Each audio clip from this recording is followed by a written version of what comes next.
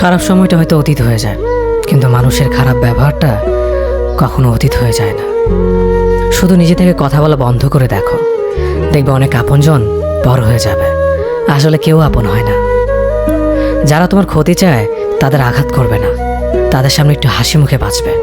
দেখবে তুমি আঘাত করলে যা কষ্ট পেত, ওরা তার থেকেও বেশি কষ্ট পাবে।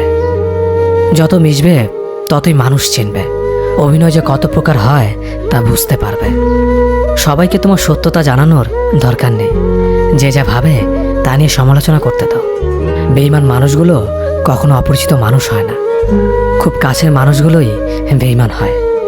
মানুষ চেনা শুরু করলে এমনিতেই বন্ধুর সংখ্যা কমে যাবে, এটাই বাস্তব। 3টি কথা মনে রাখবেন: যে তোমাকে সাহায্য করে তাকে কখনো ভুলে যেও না, যে তোমাকে ভালোবাসে তাকে কখনো ঘৃণা করো না, যে তোমাকে বিশ্বাস করে তাকে কখনো ঠকিও না। ধোঁকা একজনেই দেয়, কিন্তু বিশ্বাস সবার উপর থেকে উঠে যায়।